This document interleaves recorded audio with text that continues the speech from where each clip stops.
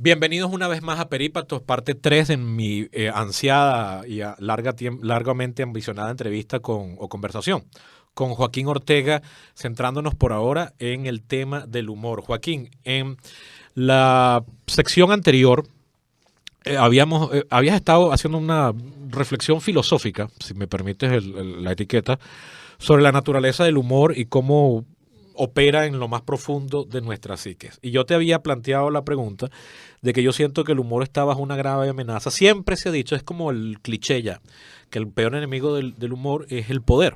Uh-huh. Pero en un mundo cada vez más democrático, por más que haya retrocesos puntuales, yo creo, como Alexis de Tocqueville, mi mentor, yo creo que el mundo irremediablemente se está dirigiendo a la democracia. Por supuesto, cuando lo vemos desde adentro no lo vemos a la velocidad que quisiéramos, pero cuando uno lo ve en escala histórica, el mundo es hoy en día más democrático, y que democracia significa el poder del pueblo. Es decir, que ahora el poder radica en la base. Uh-huh. Esto lo estoy desarrollando sobre la marcha. Por tanto, si el eterno enemigo del humor siempre ha sido el poder, que se siente ofendido y no le gusta hacer, como en el chiste africano, no le gusta que se tiren un peo cuando el poder está presente, si el poder está cada vez más, de forma etérea, pero está efectivamente cada vez más en manos del pueblo, ahora resulta que el enemigo del humor es el mismo pueblo que era el que se nutría de él. ¿Tú crees que esto sea así? ¿Tú ves al humor bajo amenaza por la misma audiencia del humor? Creo que hay una gran paradoja, y es que en la medida en que más se conocen cosas, menos profundidad hay. Entonces es un poco lo que ocurre con el tema de Internet. La gente tiene mucho acceso a Internet en muchísimas cosas, pero no va a la profundidad de las cosas, no conoce las fuentes exactas, etcétera.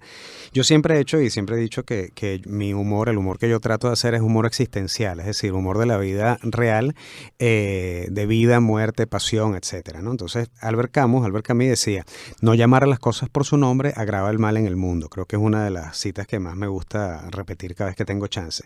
Y en última instancia, eso es lo que generaba que en el caso venezolano el humor fuese tan igualitarista. ¿Por qué? Porque veníamos de guerra de independencia, de guerra federal, de una época terrible de pelazón y de hambre con el gomecismo, y entonces, bueno, nos hizo igualitaristas. Entonces, decirle a alguien negro, indio, catire, era básicamente lo mismo. Entonces, el punto era básicamente quién chalequeaba más al otro. Eso es lo que yo llamo de alguna manera el contexto del humor urbano en el cual nos movemos los venezolanos, y que por eso es que se entiende, y el éxito en algún momento de las radios juveniles, las radios humor, que tú puedes hacer un chiste en Caracas y se puede entender en el occidente, en el oriente o en cualquier parte del país, porque sentimos que ya vivimos en una urbe. Entonces el humor que estamos haciendo es urbano, y por eso todos nos conectamos con ese humor. Pero efectivamente el poder está detrás de vamos a decirlo así, detrás de una estrategia de ideologización que pretende no marcar a las personas supuestamente por decirle gay, lesbiana, negro, etcétera, sino que en el fondo es un tema para que esas propias minorías se autocensuren. No sé si la gente se ha dado cuenta, es una estrategia llamada marxismo cultural. Hay muchos autores que lo estudian, unos con más vehemencia que otros, pero efectivamente así ha sido. O sea, el propio silencio viene de las propias minorías. Entonces, el punto es que las minorías poco ilustradas están tomando el lugar de las bases filosóficas más profundas. Cuando tú lees a Mary Shelley o lees a intelectuales ingleses del siglo XIX que abogaban sobre el feminismo, que básicamente se enfocaban en el tema del voto, el tema de la autonomía sexual, el derecho al divorcio, son mucho más profundas y mucho más actuales que una protesta en donde el movimiento Me Too. Exacto. Bueno, el movimiento Me Too, que es un poco paranoico, pero que te digo yo, pero no es el movimiento de algunas mujeres un poco descontroladas, en donde llenan de sangre menstrual a la gente enfrente de una iglesia, por ponerte un ejemplo. Entonces, sí, creo que eso es un poco loco. Las Pussy Riot. Sí, puede ser situacionista, pero es un poco exagerado. Sí, las Pussy Riot lamentablemente cayeron en el juego de querer ser punks sin tener la materia física, gris y emocional para hacerlo. Es decir, para ser punk sería? Tienes que ser un descastado, tienes que no creer en nadie, tienes que venir del hambre, tienes que ser alguien que de verdad sea anárquico. Todas las Pussy Riot son hijas de niñas ricas, son niñas ricas, y bueno, cayeron en ese juego perverso, y al fin y al cabo, que hizo Putin aprovechó el tema de este revival religioso en Rusia, que creo que nunca ha sido, nunca ha estado ahí guardado, siempre ha estado ahí, pero bueno, ahorita es más mediático, y bueno, se aprovecharon, y recordemos que la Iglesia Ortodoxa rusa siempre ha sido en el mundo, y es una cosa que han querido quitarse de encima, pero es una iglesia que ha sido muy sapo, ¿no? Una iglesia que delataba a la gente después de que echaba el cuento Claro, en pues es que confesión, ¿no? la Iglesia Ortodoxa siempre fue un ministerio bizantino, ¿no? Tal cual. Entonces, el punto aquí es que una cosa es las bases filosóficas de una reivindicación de una minoría y otra cosa es la reivindicación en el espectro de lo que pudiéramos llamar situacionismo, es decir, hacer unos temas performativos que son burdos, que son ridículos y que violentos, no sé, de la diosa Kali, pues en el peor momento, violentos, no sé, de la diosa Cali, pues en el peor momento de su ciclo menstrual, ¿no? Entonces creo que uno de los puntos aquí es que el mundo está, para bien o para mal, sometido por este tema de las modas. Hay muchas modas intelectuales que han atacado al mundo a lo largo del tiempo y yo veo esta vuelta, que antes duraban generaciones o así siglos, ahora como buenas modas duran 3, 4 años, 5 años. Un lustro y de vaina. Ahora, fíjate, en el caso del tema de la revisión o la reconstrucción del tema del lugar de la mujer, del tema de los niños y de las minorías, no están todos presentes allí, porque fíjate, todavía no escuchamos la voz de los locos organizados, que en algún momento lo hizo el psiquiatra Sassi, que lo trató de revisar en algún momento Foucault. No existen voces de niños organizados, porque efectivamente todavía dentro de ese supuestamente discurso posmoderno hay muchos bemoles del propio discurso de la modernidad. Entonces tú sientes que en última instancia todas estas reivindicaciones no son más que arrebatos de locura y modas intelectuales. Y esas modas intelectuales van a pasar lo mismo que el macartismo, así como hoy estamos viendo con terror el macartismo, que nosotros en Venezuela lo vivimos con la lista Tascón. Dentro de 4 o 5 años la gente va a decir, mira el Me Too, las cosas que hacían, mira las locas estas que simplemente salían desnudas por salir desnudas, mira a las tipas que le pegan a los hombres que están solos. Entonces, bueno, hay infinidad de cosas que nos van a dar risa. En estos días se hizo viral una muchacha, no sé si fue en Perú o en Ecuador, que el vigilante de McDonald's le dice, hasta luego señorita, y la tipa dice, usted me violó con la mirada, una cosa súper loca. ¿Usted por qué se mete conmigo? ¿Con qué derecho me dice que vuelva de nuevo? Entonces, bueno, todo un tema terrible. Creo que fue en Nicaragua incluso. Bueno, el punto es que hay unas reacciones totalmente viscerales, están descontextualizadas y lo que ha ocurrido en términos actuales es que estamos viviendo básicamente lo que yo he llamado una política deslactosada. Es decir, es gente que está haciendo política y gente que está proponiendo agendas que en última instancia no tienen ningún sustrato, no alimentan y no van a generar cambios positivos en su entorno. ¿Qué es lo que está haciendo? Hay gente que está buscando una cuota de poder y halló por aquí un camino, es lo que estás queriendo decir. Por un lado eso. Una vía de acceso. Sí, y por otro lado también es un tema para vamos a decirlo así, para volver psicóticas a las sociedades.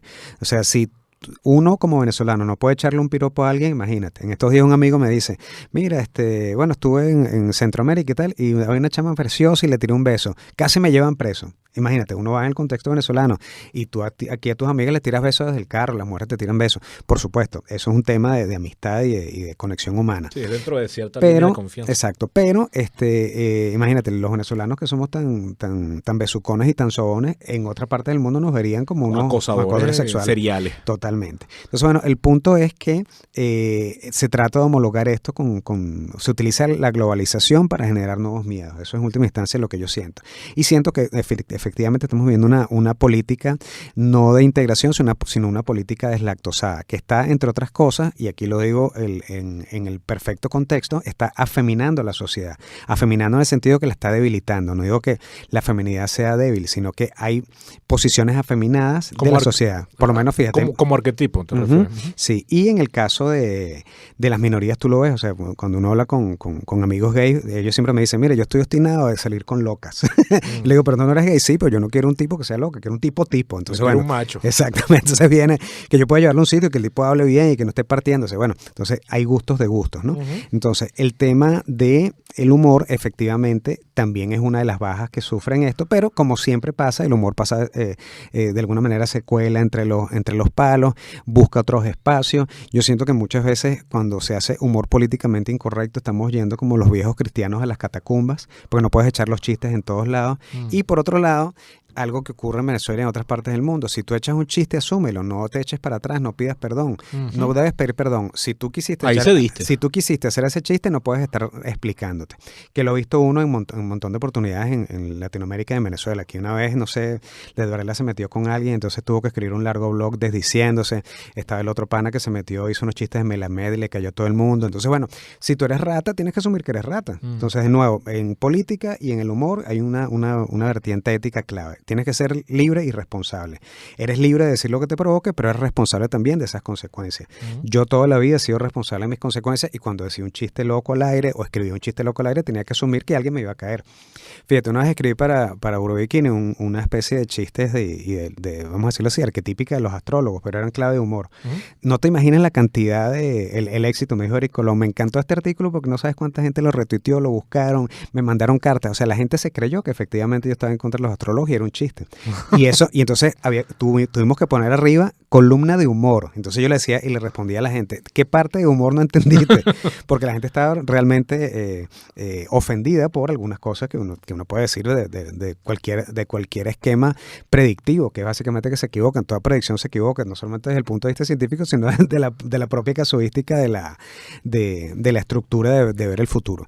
Y en el caso venezolano ocurre constantemente el tema de que la gente quiere ser simpático con todo el mundo, quiere ser chévere con todo el mundo y no asume la responsabilidad de ser rata. ¿Qué pasa? En redes el humor rata es el que más funciona, es decir, el humor más maligno, el humor más ácido, etcétera, etcétera, el troll.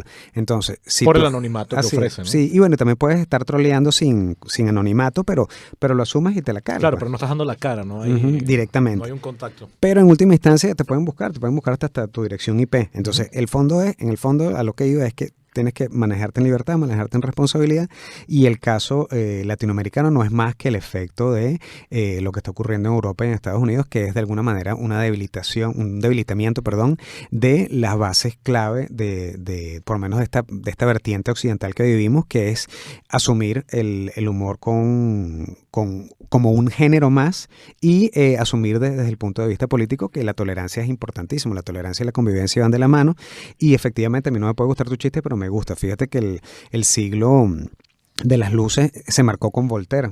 Voltaire era básicamente un humorista, se encantó, se lució echándole broma a la Iglesia Católica y bueno, es una de las bases clave para entender el mundo actual. No pienso igual que tú, pero defiendo tu chance de que lo digas. Es así. Vamos a seguir en la siguiente parte con Joaquín Ortega hablando del humor y vamos a meternos un poco más profundo en la historia de las ideas políticas y un área de experticia de Joaquín, las distopías.